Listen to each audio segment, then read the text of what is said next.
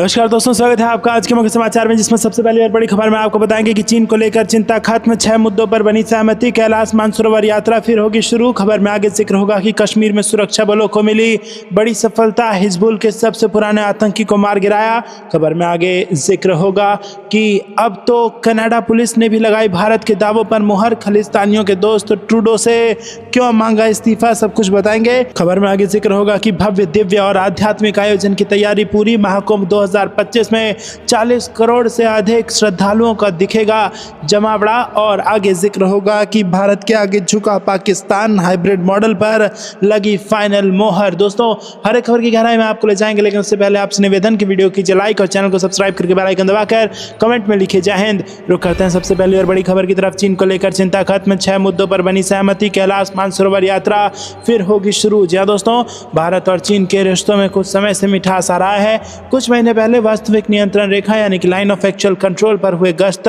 समझौते के बाद अब चीन कैलाश मानसरोवर यात्रा फिर से शुरू करने पर राजी हो गया है। भारतीय राष्ट्रीय सुरक्षा सलाहकार अजीत डोभाल की चीनी यात्रा के दौरान यह सहमति बनी है। इस दौरान दोनों देशों के बीच कुल 6 मुद्दों पर सहमति बनी। भारत ने सीमा विवाद के निष्पक्ष समाधान पर जोर दिया। डोभाल और वांग यी ने कैलाश मानसरोवर यात्रा को दोबारा शुरू करने, नदी से संबंधित आंकड़ों को साझा करने, सीमा पार सहयोग के लिए सकारात्मक दिशा पर ध्यान केंद्रित करने पर बात की। हालांकि विशेष प्रतिनिधि स्तर की 23वीं वार्ता के संबंध में भारत के बयान में 6 सूत्री सहमति का जिक्र नहीं है, जिसकी वार्ता के अंत में चीनी पक्ष के बयान में किया गया था।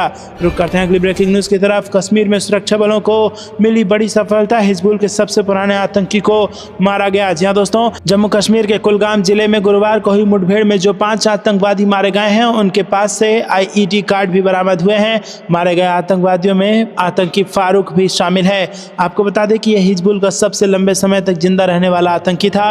वह लगातार आतंकी घटनाओं का अंजाम दे रहा था। सुरक्षा बलों के लिए यह बड़ी कामयाबी है। इसे पहले एक मुस्लिम अधिकारी ने बताया कि मुठभेड़ स्थल पर 5 शव देखे गए हैं और अभियान अब भी जारी है। उन्होंने बताया कि कुलगाम के कादर इलाके में घेराबंदी और तलाशी अभियान के दौरान मुठभेड़ शुरू हुई। रुक करते हैं अगली ब्रेकिंग न्यूज की तरफ। अब तो कनाडा पुलिस ने भी लगाई भारत के दावों पर मुहर, खालिस्तानियों के दोस्त ट्रूडो से मांगा इस्तीफा। जी हाँ दोस्तों, कनाडा के प्रधानमंत्री जस्टिन ट्रूडो की मुसीबतें लगातार बढ़ती जा रही हैं। जहां एक तरफ पार्टी के सांसद उनसे इस्तीफे की मांग कर रहे हैं, तो वहीं दूसरी तरफ अब कनाडा पुलिस ने भी प्रधानमंत्री जस्टिन ट्रूडो पर पूरी तरह से अविश्वास जता दिया है। कनाडा पुलिस की 2 संगठन ने प्रधानमंत्री जस्टिन पर कनाडा में बदहाल कानून व्यवस्था देने का आरोप लगाया है। पुलिस संगठन का आरोप है कि जस्टिन के राज में आपराधिक कल्चर बढ़ा है, अवैध हथियारों और ड्रग्स की सभ्यता को बढ़ावा मिला है। सबसे बड़ी बात यह है कि जिन अपराधियों को पुलिस अपनी जान पर खेलकर पकड़ती है, उन अपराधियों को कोर्ट से खड़े खड़े जमानत मिल जाती है। रुक करते हैं अगली ब्रेकिंग न्यूज की तरफ। भव्य दिव्य और आध्यात्मिक आयोजन की तैयारियां पूरी, 40 करोड़ से अधिक श्रद्धालुओं को दिखेगा जमावड़ा। जी हाँ दोस्तों, प्रयागराज में 13 जनवरी से महाकुंभ 2025 का शुभारंभ हो रहा है। गंगा, यमुना और अदृश्य सरस्वती के पावन संगम पर लगने वाले इस महापर्व की तैयारियां जोरों पर हैं। दुनिया में तीर्थराज के नाम से विख्यात ये आयोजन आध्यात्मिकता, भव्यता और दिव्यता का प्रतीक है। प्रशासन इसे ऐतिहासिक और यादगार बनाने के लिए पूरी तैयारी में जुटा है। महाकुंभ 2025 दुनिया के सबसे बड़े धार्मिक आयोजनों में से एक होगा, जो लगभग 4000 हेक्टेयर क्षेत्रफल में आयोजित किया जाएगा। इसमें 30 पैंटून पुल बनाए जा रहे हैं, जो दुनिया में सर्वाधिक संख्या है, और यह पुल 40 करोड़ से अधिक श्रद्धालुओं को संगम क्षेत्र तक पहुंचने में सुगमता प्रदान करेंगे। मेले का 24 सेक्टरों में बांटा गया है और हर सेक्टर में एक पुलिस चौकी की व्यवस्था की गई है, ताकि सुरक्षा और सुविधा सुनिश्चित की जा सके। रुक करते हैं अगली ब्रेकिंग न्यूज की तरफ। भारत के आगे झुका पाकिस्तान, हाइब्रिड मॉडल पर लगी फाइनल मोहर। जी हाँ दोस्तों, जिस घड़ी का कई महीनों से इंतजार हो रहा था, वो आखिरकार आ गई है। अगले साल होने वाले ICC चैंपियंस ट्रॉफी 2025 को लेकर आधिकारिक ऐलान कर दिया गया है। पाकिस्तान की मेजबानी में चैंपियंस ट्रॉफी का आयोजन होना है, जिसके लिए भारतीय टीम ने पाकिस्तान की धरती पर कदम रखने से इनकार कर दिया था, जिसके बाद BCCI और PCB के बीच कई महीनों तक रस्साकसी का दौर चलता रहा और अब आखिरकार दोनों बोर्ड हाइब्रिड मॉडल पर सहमत हो गए हैं। ICC ने चैंपियंस ट्रॉफी को लेकर आधिकारिक ऐलान कर दिया है। ICC के मुताबिक चैंपियंस ट्रॉफी 2025 पाकिस्तान में और एक न्यूट्रल वेन्यू पर खेली जाएगी। ICC ने जानकारी दी है कि चैंपियंस ट्रॉफी 2025 का शेड्यूल जल्द ही घोषित किया जाएगा। हालांकि अब तक इस बात का खुलासा नहीं हो सका है कि भारतीय टीम चैंपियंस ट्रॉफी के अपने मैच किस देश में और किस वेन्यू पर खेलेगी। ICC चैंपियंस ट्रॉफी 2025 2025 का आगाज 19 फरवरी से होगा, लेकिन आयोजन स्थलों पर अनिश्चितता के कारण टूर्नामेंट का शेड्यूल अभी तक जारी नहीं किया गया है। बता दें कि इस टूर्नामेंट में 8 टीमें भाग लेंगी। उन्हें 2 ग्रुप में बांटा गया है। प्रत्येक ग्रुप से शीर्ष 2 टीमें सेमीफाइनल में पहुंचेंगी। रुक करते हैं अगली ब्रेकिंग न्यूज़ की तरफ। अचानक चीन ने किया भारत से जिगरी दोस्त का ऐलान। इधर पाकिस्तान पर हो गया तगड़ा एक्शन। जी हाँ दोस्तों, भारत और चीन के बीच रिश्तों में एक बार फिर से गर्मजोशी देखने को मिल रही है। एक तरफ जहां भारत के national security adviser Ajit Doval और चीनी विदेश मंत्री वांग यी की बीजिंग से मुलाकात हो रही है, वहीं दूसरी तरफ भारत में मौजूद चीनी राजदूत ने बड़ा बयान दिया है। ये बयान उनका भारत चीन के रिश्ते को लेकर है। चीनी राजदूत ने कहा है कि चीन भारत के साथ काम करने को तैयार है, उन मुद्दों को पूरी तरह से लागू करने के लिए रजामंद है जो भारत और चीन के शीर्ष नेतृत्व ने आपस में मिलकर तय किए हैं। उनका कहना है कि हम दोनों देश एक दूसरे के बड़े मुद्दे और जो मुद्दे उनके लिए काफ़ी अहम है उसको पूरी तरह से सम्मान के साथ एक दूसरे के हित को देखते हुए आपसी संवाद को बढ़ाएंगे। आगे चलकर जो तमाम आपस में मतभेद है उसको ठीक करेंगे। उनका कहना है कि हम इन सब मुद्दों पर काम करने दोनों देशों के बीच द्विपक्षीय बातचीत का जो रास्ता है उसे पूरे तरीके से खोलेंगे, जिसके जरिए एक ज़्यादा स्थिर माहौल विकास के लिए बनाया जा सके। रुक करते हैं अगली ब्रेकिंग न्यूज़ की तरफ। साइबर क्राइम पर भारत सरकार सख्त। अब तक 6 लाख से ज़्यादा सिम और 1 लाख से ज़्यादा मोबाइल किए ब्लॉक। जी हाँ दोस्तों, डिजिटल युग में पूरा विश्व इस समय साइबर अपराध से जूझ रहा है, जिसमें भारत भी शामिल है। ऐसे में साइबर अपराधों से निपटने के लिए भारत सरकार कड़े कदम उठा रही है। राज्यसभा में एक सवाल के जवाब में भारत सरकार ने जानकारी दी कि इस साल नवंबर तक सरकार ने 6,69,000 से ज़्यादा सिम कार्ड ब्लॉक किए हैं। सिम कार्ड के अलावा सरकार ने नवंबर तक 1,32,000 से ज़्यादा मोबाइल फ़ोन को भी ब्लॉक किया है जो साइबर अपराधों में शामिल थे। महिला एवं बाल विकास राज्य मंत्री सावित्री ठाकुर ने राज्यसभा में बताया कि साइबर अपराधों में शामिल सिम कार्ड और मोबाइल फ़ोन ब्लॉक करने के अलावा फर्जी अंतर्राष्ट्रीय कॉल्स को रोकने के लिए भी सरकार टेलीकॉम कंपनी के साथ मिलकर कार्रवाई कर रही है। उन्होंने बताया कि ऐसी कॉल्स जो भारत से आती हुई प्रतीत होती हैं लेकिन असल में अंतर्राष्ट्रीय हैं, उन्हें अब ब्लॉक की जा रही है। रुक करते हैं अगली ब्रेकिंग न्यूज़ की तरफ। धक्का कांड पर राहुल गांधी के खिलाफ FIR धारा 109, 115, 117, 125, 131 और 351 के तहत दर्ज हुई शिकायत। जी हाँ दोस्तों, शीतकालीन सत्र शुक्रवार को समाप्त होने वाला है और कई मुद्दों पर राजनीतिक खींचतान के बीच कुछ बड़े कामकाज बाकी है। इसी बीच संसद भवन परिसर में गहमा गहमी वाला माहौल नजर आया। भाजपा के 2 सांसद घायल हो गए। उन्होंने दावा किया कि ये कांग्रेस और विपक्षी सदस्यों के धक्का मुक्की का नतीजा था। संसद में भारतीय जनता पार्टी के सांसदों के साथ कथित मारपीट के मामले में कांग्रेस नेता राहुल गांधी के खिलाफ FIR दर्ज कराने के लिए बीजेपी सांसद अनुराग ठाकुर और बांसुरी स्वराज पुलिस स्टेशन पहुंचे। भाजपा सांसद अनुराग ठाकुर ने कहा कि हमें दिल्ली पुलिस में राहुल गांधी के खिलाफ मारपीट और उकसावे की शिकायत हमने दर्ज कराई है। हमने मकर द्वार के बाहर आज हुई घटना का विस्तार से उल्लेख किया है, जहां NDA सांसद शांतिपूर्ण तरीके से विरोध प्रदर्शन कर रहे थे। हमने धारा 109, 115, 117, 125, 131 और 351 के तहत शिकायत दी है। धारा 109 हत्या का प्रयास है। धारा 117 स्वेच्छा से गंभीर चोट पहुंचाना है। बीजेपी सांसद मनोज तिवारी ने दावा किया कि कांग्रेस नेता राहुल गांधी ने संसद भवन में मुकेश राजपूत को अपने हाथों से धक्का दिया। उन्होंने कहा कि राहुल गांधी झगड़ा करने की नीयत से आए थे। हमने राहुल गांधी का रास्ता नहीं रोका। राहुल गांधी ने दोनों हाथों से मुकेश राजपूत को धक्का दिया। रुक करते हैं अगली ब्रेकिंग न्यूज़ की तरफ। पाकिस्तान में एक बिहारी पड़ा सब पर भारी, कहा तुम्हारे पास जितना है हम उतना छोड़ आए थे। जी हाँ दोस्तों रुक करते हैं अगली ब्रेकिंग न्यूज़ की तरफ। पाकिस्तान पर फिर सख्त हुआ अमेरिका।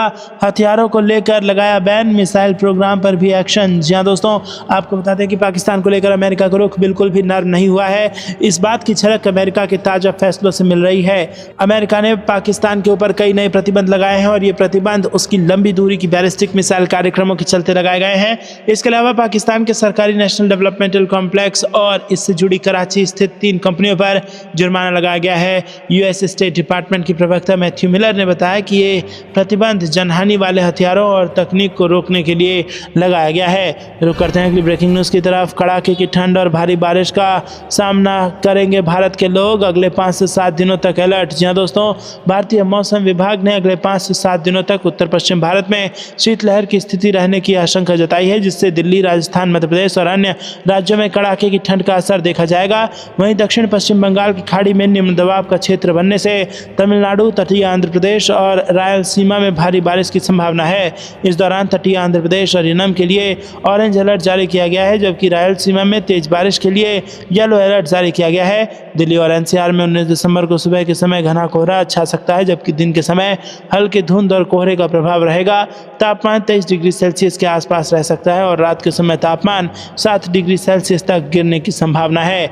रुक करते हैं अगली ब्रेकिंग न्यूज की तरफ। मोदी सरकार में देश रक्षा क्षेत्र में अभूतपूर्व गति से आगे बढ़ रहा है, रक्षा मंत्री राजनाथ सिंह बोले। जी हाँ दोस्तों, रक्षा मंत्री राजनाथ सिंह ने गुरुवार को कहा कि भारत पहले आधुनिक हथियारों और तकनीकी क्षेत्र में पीछे था, लेकिन मोदी सरकार के आने के बाद देश ने रक्षा क्षेत्र में आत्मनिर्भरता की दिशा में अभूतपूर्व गति से कदम बढ़ाए हैं। आधुनिक युद्ध तेजी से बदल रहा है। आपको क्या कुछ लगता है दोस्तों, कमेंट में जरूर बताइए। वीडियो को लाइक नहीं किया तो लाइक जरूर कीजिएगा। रुक करते हैं अगली ब्रेकिंग न्यूज की तरफ। भारत के साथ मिलकर काम करेगा चीन, डोभाल के साथ मुलाकात में बोले विदेश मंत्री वांग यी। और किन किन मुद्दों पर बातचीत हुई आपको बता दें दोस्तों कि भारत के राष्ट्रीय सुरक्षा सलाहकार अजीत डोभाल और चीन के विदेश मंत्री वांग यी ने मुलाकात की है। दोनों के बीच LAC पर शांति के प्रबंधन और पूर्वी लद्दाख में सैन्य गतिरोध के कारण 4 साल से अधिक समय से जमे हुए द्विपक्षीय संबंधों की बहाली सहित कई मुद्दों पर चर्चा की गई है। साथ ही विदेश मंत्री ने कहा कि चीन भारत के साथ काम करने को तैयार है। डोभाल भारत और चीन के बीच विशेष प्रतिनिधि स्तर की 23वीं बैठक में शामिल होने पहुंचे थे। भारतीय प्रतिनिधिमंडल का नेतृत्व कर रहे डोभाल 5 साल के अंतराल के बाद हो रही विशेष प्रतिनिधियों की 23वें दौरे की वार्ता में हिस्सा लेने के लिए मंगलवार को यहां पहुंचे। आखिरी बैठक 2019 में दिल्ली में हुई थी। बातचीत चीन के समय अनुसार सुबह 10 बजे शुरू हुई। चीन के दौरे पर गए NSA अजीत डोभाल ने बीजिंग में विदेश मंत्री वांग यी से मुलाकात की।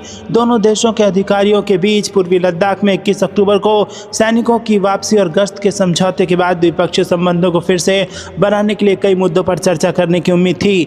भारत चीन के बीच इस साल अक्टूबर में सीमा विवाद को सुलझाने के लिए सहमति बनी थी। इसके लिए दोनों देशों ने अजीत डोभाल और वांग यी को स्पेशल प्रतिनिधि बनाया था।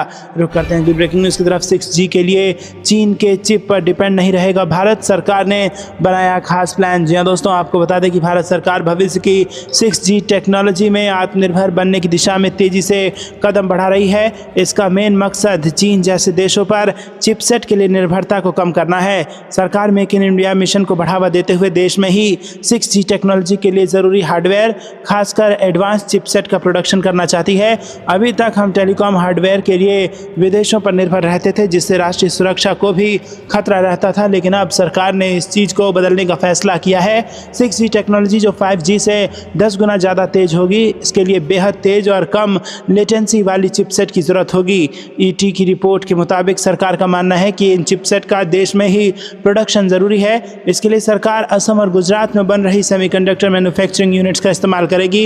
इन यूनिट्स में 6G नेटवर्क के लिए ज़रूरी एडवांस चिपसेट बनाए जाएंगे। सरकार का लक्ष्य है कि कच्चे माल से लेकर फाइनल प्रोडक्शन तक पूरी प्रोडक्शन प्रोसेस देश में ही हो। इसके लिए सरकार एजुकेशन सेक्टर और इंडस्ट्री के बीच सहयोग को भी बढ़ावा दे रही है, ताकि पूरे प्रोडक्शन चेन में इन्वेस्टमेंट लाया जा सके। सरकार 6G टेक्नोलॉजी के डेवलपमेंट के लिए रिसर्च एंड डेवलपमेंट पर भी जोर दे रही है। टेलीकम्युनिकेशन डिपार्टमेंट ने 6G पर फोकस्ड कई R&D प्रोजेक्ट्स के लिए 650 करोड़ रुपए अलॉट किए हैं। इनमें 111 रिसर्च प्रपोजल शामिल है, जिनका मकसद 6G नेटवर्क इकोसिस्टम को बढ़ावा देना है। इसके अलावा 19 प्रोजेक्ट्स ऐसे हैं जो 5G को बेहतर बनाने और 6G की नींव रखने पर काम कर रहे हैं। साइंस और टेक्नोलॉजी डिपार्टमेंट भी 6G पर फोकस्ड एडवांस कम्युनिकेशन सिस्टम पर पैसा लगा रहा है। ET के अनुसार कुछ एक्सपर्ट्स का मानना है कि टेलीकम्युनिकेशन R&D के लिए आवंटित 400 करोड़ रुपए का बजट काफ़ी नहीं है। सरकार का कहना है कि उसकी 6G स्ट्रैटेजी सिर्फ बजट पर निर्भर नहीं है, बल्कि इनोवेशन को बढ़ावा देने, इंफ्रास्ट्रक्चर बनाने और स्किल्ड वर्कफोर्स तैयार करने पर भी फोकस है। रुक करते हैं अगली ब्रेकिंग न्यूज़ की तरफ। महाकुंभ में बनेगा महा किचन, मुफ्त खाना खिलाएगी योगी सरकार। जी हाँ दोस्तों, महाकुंभ में प्रयागराज संगम तट पर आने वाले श्रद्धालुओं के लिए महा किचन की शुरुआत कराने जा रही है। इसकी जिम्मेदारी नगर विकास विभाग को सौंपी गई है। यूपी की योगी सरकार प्रयागराज संगम तट पर आने वाले श्रद्धालुओं के लिए सामुदायिक किचन की शुरुआत करने जा रही है। इसकी जिम्मेदारी नगर विकास विभाग को सौंपी गई है। इसकी शुरुआत महाकुंभ से ही करने की तैयारी है, जिससे आने वाले श्रद्धालुओं को इसका फायदा मिल सके।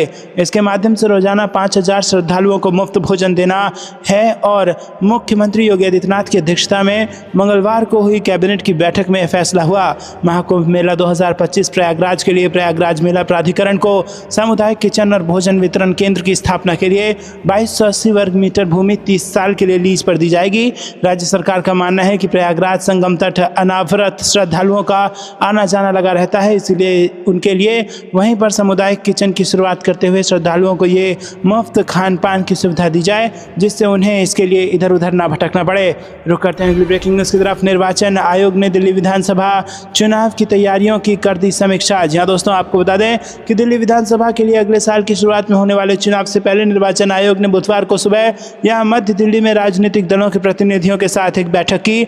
नई दिल्ली से भारतीय जनता पार्टी की सांसद बांसुरी स्वराज, आम आदमी पार्टी के राज्यसभा सदस्य राघव चड्ढा और पार्टी के नेता जैस्मिन शाह ने इस बैठक में हिस्सा लिया। निर्वाचन आयोग के एक अधिकारी ने बताया कि बैठक करीब आधे घंटे तक चली और इसमें कई विषयों पर चर्चा हुई है। मुख्य निर्वाचन आयुक्त राजीव कुमार ने आगामी दिल्ली विधानसभा चुनाव के वास्ते चुनावी तैयारियों की भी समीक्षा की। निर्वाचन आयोग ने सोशल मीडिया मंच एक्स पर जारी पोस्ट में कहा कि मुख्य निर्वाचन आयुक्त राजीव कुमार ने निर्वाचन आयुक्त ज्ञानेश कुमार और डॉक्टर संधू के साथ आगामी दिल्ली विधानसभा चुनाव की तैयारियों की समीक्षा की। प्रवर्तन एजेंसियों के साथ बैठक वर्तमान में चल रही है और इससे पहले दिन में आयोग ने राजनीतिक दलों के प्रतिनिधियों से मुलाकात की। रुक करते हैं अगली ब्रेकिंग न्यूज़ की तरफ। बांग्लादेश का रोका 90% सामान। हिंदुओं पर हमले के बाद भारत का बड़ा एक्शन। जी हाँ दोस्तों, सांप को दूध पिलाने से वो डसना नहीं छोड़ेगा। भारत और बांग्लादेश के रिश्ते में आई तल्खी अब व्यापार में भी दिखने लगी है। बांग्लादेश में लगातार बिगड़ते हालात और हिंदुओं पर हो रहे अत्याचार व मंदिरों पर हमले ने भारत के व्यापारियों को कड़ा फैसला लेने पर मजबूर कर दिया। भारत ने बांग्लादेश को साफ संदेश देते हुए 24 घंटे का अल्टीमेटम जारी किया है और 90% सामानों की सप्लाई रोक दी। बांग्लादेश में अल्पसंख्यक समुदाय पर बढ़ते हमले, आर्थिक अस्थिरता और राजनीतिक उथल पुथल अब पूरे क्षेत्र के लिए खतरा बनता जा रहा है। जहां एक तरफ भारतीय व्यापारी अपने नुकसान का जोखिम उठाकर बांग्लादेश को झटका दे रहे हैं, वहीं अमेरिका भी इस मुद्दे पर कड़ा रुख अपना रही है। बांग्लादेश के हालातों को देखते हुए भारत के व्यापारियों ने एक बड़ा फैसला किया है। भारत बांग्लादेश को ऑटो स्पेयर पार्ट का सबसे बड़ा सप्लाई है। 90% से ज़्यादा पार्ट्स भारत से जाते हैं। भारत के व्यापारियों ने कहा कि हिंदुओं पर हो रहे हमले और मंदिरों के तोड़फोड़ के विरोध में ये सप्लाई बंद की जा रही है, तो वहीं सब्जियों का एक्सपोर्ट रोकने की तैयारी भी है। पश्चिम बंगाल के व्यापारियों ने 24 घंटे तक बांग्लादेश को सब्जियों की सप्लाई रोक दी है। रुक करते हैं अगली ब्रेकिंग न्यूज़ की तरफ। पीएम मोदी ने अमित शाह का समर्थन करते हुए कांग्रेस पर किया हमला। डॉक्टर अंबेडकर को लेकर किया खुलासा। जी हाँ दोस्तों, संसद में डॉक्टर भीमराव अंबेडकर को लेकर केंद्रीय गृह मंत्री अमित शाह के बयान ने विपक्षी दलों, विशेष रूप से कांग्रेस को घेर लिया है। बुधवार को संसद में कांग्रेस और अन्य विपक्षी दलों ने इस मुद्दे पर जमकर हंगामा किया, जिसके बाद प्रधानमंत्री नरेंद्र मोदी ने खुलकर अमित शाह का समर्थन किया और कांग्रेस पर गंभीर आरोप लगाए। पीएम मोदी ने एक्स पर ट्वीट कर कहा कि अमित शाह ने डॉक्टर अंबेडकर के संबंध में कांग्रेस का पर्दाफाश किया है और ये साफ कर दिया है कि कांग्रेस ने वर्षों तक अंबेडकर का अपमान किया है। कांग्रेस पर सीधा हमला। प्रधानमंत्री मोदी ने ट्वीट में कहा कि कांग्रेस का झूठ अब और नहीं चलने वाला है। वर्षों से कांग्रेस ने डॉक्टर अंबेडकर के योगदान को नकारा और उन्हें अपमानित किया। रुक करते हैं अगली ब्रेकिंग न्यूज़ की तरफ। अंतरिक्ष क्षेत्र में लंबी छलांग लगाने की तैयारी। इसरो ने HLVM-3 को अंतिम रूप देना किया शुरू। जी हाँ दोस्तों, भारत ने अंतरिक्ष क्षेत्र में लंबी छलांग लगाने की तैयारी शुरू कर दी है। दरअसल इसरो ने अपने महत्वाकांक्षी गगनयान मिशन की लॉन्चिंग की तैयारी शुरू कर दी है। इसके तहत इसरो के सतीश धवन अंतरिक्ष केंद्र में HLVM-3 की असेंबली शुरू कर दी गई है। गगनयान मिशन को साल 2025 में लॉन्च किया जाना है। ये तैयारियां ऐसे समय हो रही हैं जब इसरो के LVM-3X मिशन को 10 साल पूरे हो गए हैं। साल 2014 में LVM-X मिशन को लॉन्च किया गया था और अब ये LVM-3 उसी LVM-X का उन्नत रूप है। रुक करते हैं अगली ब्रेकिंग न्यूज़ की तरफ। बिहार में आएगी निवेश की बहार। 19-20 दिसंबर को पटना में होगा ग्लोबल इन्वेस्टर समिट। 80 देशों के निवेशक होंगे शामिल। जी हाँ दोस्तों, वैश्विक निवेशक सम्मेलन बिहार बिजनेस कनेक्ट 19 से 20 दिसंबर तक पटना में आयोजित किया जाएगा। आधिकारिक सूत्रों ने मंगलवार को बताया कि बिहार बिजनेस कनेक्ट 2024 वैश्विक निवेशक सम्मेलन 19 से 20 दिसंबर तक पटना में आयोजित किया जाएगा। ये पिछले साल दिसंबर में पटना में आयोजित बिहार बिजनेस कनेक्ट 2023 की अगली कड़ी है। कार्यक्रम में बिहार के मुख्यमंत्री नीतीश कुमार, राज्य सरकार के वरिष्ठ मंत्री, प्रमुख उद्योगपति, नीति निर्माता और क्षेत्रीय विशेषज्ञ भाग लेंगे। इस कार्यक्रम में देश विदेश के टॉप 80 इंडस्ट्रीज के CEO शामिल होंगे। उद्योग मंत्री नीतीश मिश्रा कार्यक्रम का उद्घाटन करेंगे। रुक करते हैं ब्रेकिंग न्यूज की तरफ। वन नेशन वन इलेक्शन पर जेपीसी बनाने की प्रक्रिया शुरू, कमेटी सदस्यों के लिए सभी पार्टियों से मांगे गए नाम। जी हां दोस्तों, वन नेशन वन इलेक्शन पर जेपीसी बनाने की प्रक्रिया शुरू हो गई है। संसदीय कार्य मंत्री किरण रिजिजू ने कमेटी सदस्यों के लिए सभी दलों से नाम मांगे हैं। उन्होंने कहा कि पीएम मोदी ने बाबा साहेब अम्बेडकर के सपनों को पूरा करने का काम किया। कांग्रेस ने कभी किसी एससी एसटी को कानून मंत्री बनाने के बारे में नहीं सोचा है। कांग्रेस पार्टी ने बाबा साहेब का नाम लेकर बार बार जो पाप किया है वो धुल नहीं सकता है। कांग्रेस ने आरोप लगाया कि मंगलवार को संसद सत्र के दौरान केंद्रीय गृह मंत्री अमित शाह ने BR अम्बेडकर का अपमान किया। कांग्रेस राज्यसभा में अमित शाह की ओर से दिए गए भाषण के लिए माफी मांगने की बात कही, जिसके बाद बुधवार को केंद्रीय मंत्री किरण रिजिजू ने गृह मंत्री अमित शाह के बयान का बचाव किया। रिजिजू ने कहा कि कांग्रेस पार्टी वोट बैंक की राजनीति के लिए अम्बेडकर के नाम का इस्तेमाल करना जारी रखती है, जबकि विपक्षी राज्यसभा में जय भीम का नारा लगाते हैं। विपक्षी सांसदों ने डॉक्टर BR अम्बेडकर पर अमित शाह की टिप्पणी को लेकर बुधवार को जय भीम का नारा लगाते हुए हंगामा किया, जिसके बाद सभापति जगदीप धनखड़ ने दोपहर 2 बजे तक के लिए राज्यसभा की कार्रवाई स्थगित कर दी है।